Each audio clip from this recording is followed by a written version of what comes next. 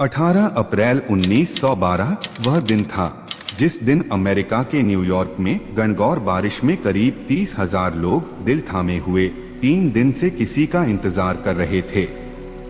वो इंतजार कर रहे थे एक जहाज का जिसका नाम था कारपेथिया।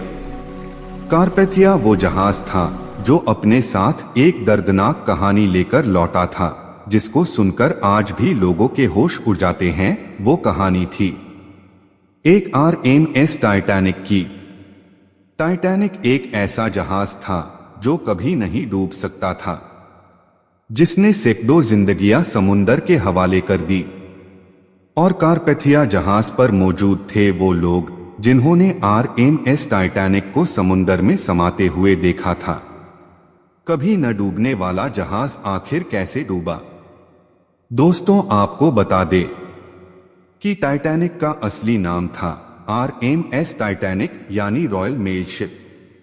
टाइटैनिक जहाज 31 मार्च 1909 में बनना शुरू हुआ था और इसके बनने का काम 31 मई 1911 को खत्म हुआ। महज 26 महीनों के भीतर ही इस जहाज को पूरा तैयार किया गया। इस जहाज को करीब 3,000 लोगों की टीम ने मिलकर बनाया था।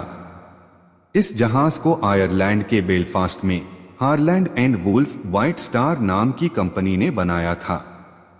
ये जहाज 269 मीटर लंबा, 28 मीटर चौड़ा और 53 मीटर ऊंचा था। ये इतना ऊंचा था कि एक 8 मंजिला इमारत की ऊंचाई भी इसके सामने कुछ नहीं थी। और इसका वजन 46,000 टन से ज्यादा था। RMS टाइटैनिक में 3 इंजन थे और इसकी भट्टियों में 600 टन तक का कोयला एक दिन में लगता था।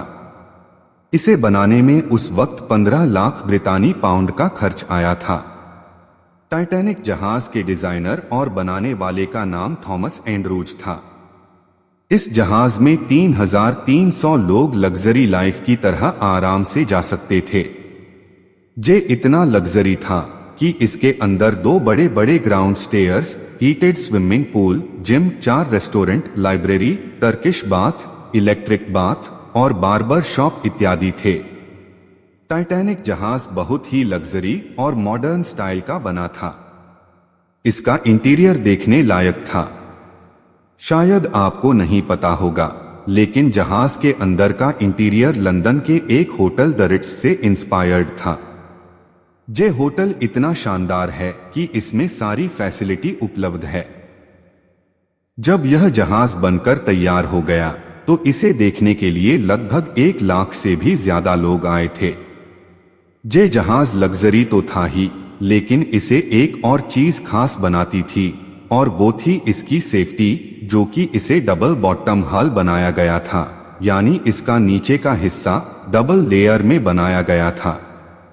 और दूसरी थी, इस जहाज की पूरी बॉडी को अलग अलग 16 वाटर टाइट कंपार्टमेंट में बनाया गया था, यानी अगर जहाज में किसी चट्टान से टकराने के कारण लीकेज होता है तो इससे वही हिस्से में पानी जाएगा जो हिस्सा क्षतिग्रस्त हुआ हो, बाकी के कंपार्टमेंट में पानी नहीं भरेगा, यानी जहाज डूबने से बच जाएगा।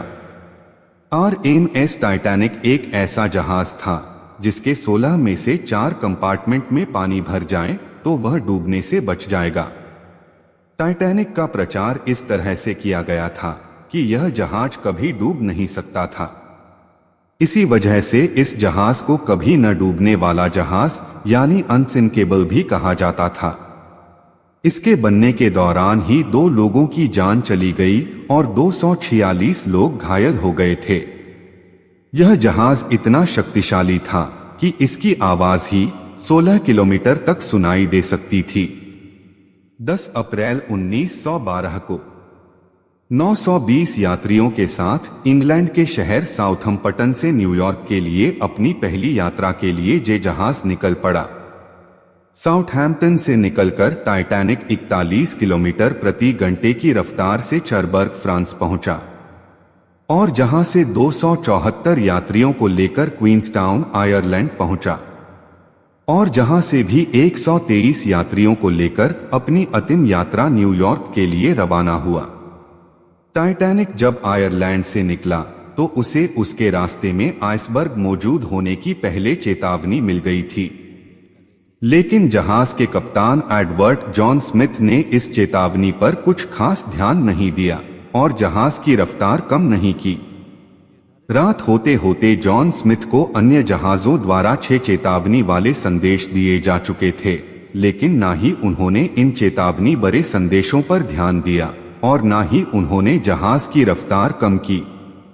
14 अप्रैल 1912 की उस अंधेरी रात को कैप्टन स्मिथ ने 2 क्रू मेंबर भी लुकअप पॉइंट पर निगरानी के लिए लगा दिए, ताकि जहाज की तरफ आने वाले खतरे के बारे में उन्हें पहले ही पता चल जाए।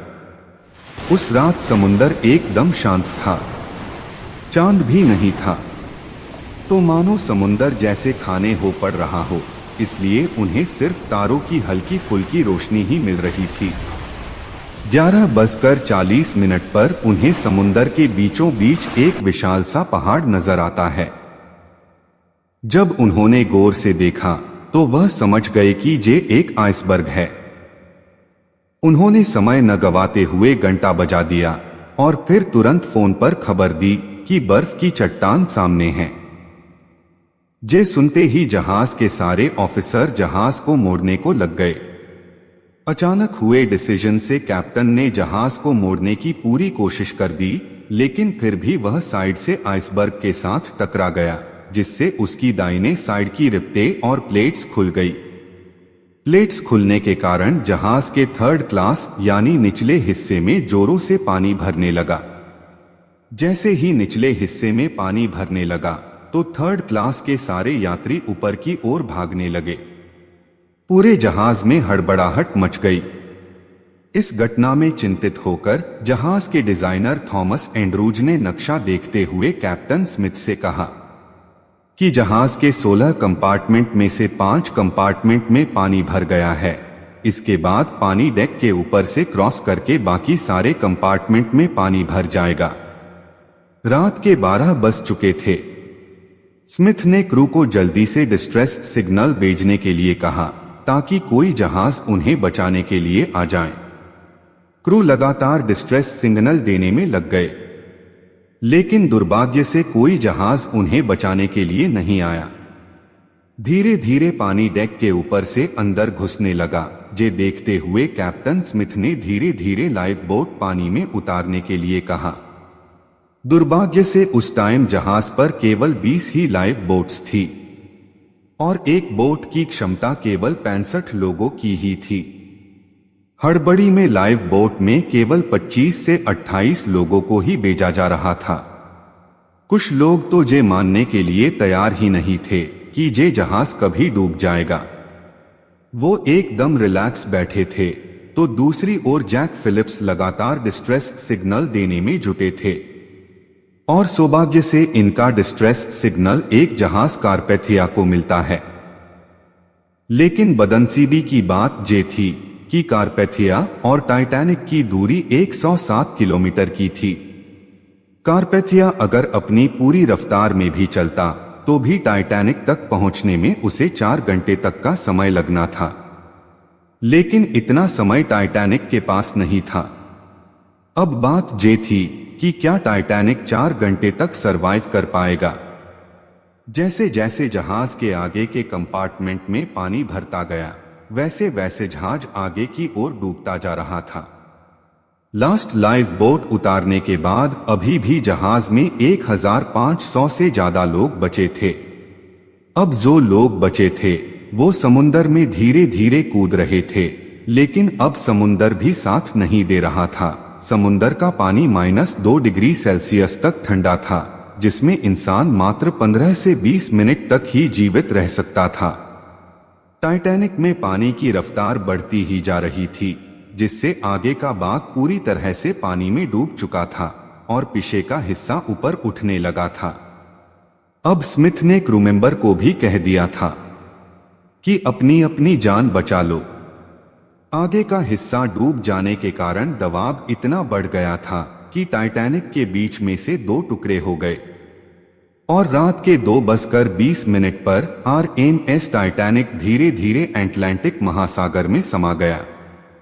टाइटैनिक डूबने के 2 घंटे बाद अगले दिन की सुबह कारपैथिया जहाज बचे हुए लोगों को रेस्क्यू करने पहुंचा, जिसमें केवल 706 लोग ही जिंदा बचे थे। 3 दिन बाद 18 अप्रैल 1912 की रात कारपैथिया न्यूयॉर्क में पहुंचा, जहां गणगौर बारिश में खड़े लोग और दिल थामे हुए कारपैथिया का इंतजार कर रहे थे। इस हादसे में लोगों के कई सवाल खड़े हुए और लोग आज भी इसका जवाब खोज रहे हैं। इतिहास के पन्नों में टाइटैनिक के एक्सीडेंट का हादसा एक ऐसी घटना के रूप में दर्ज है जिसे आने वाले कई सालों तक याद रखा जाएगा।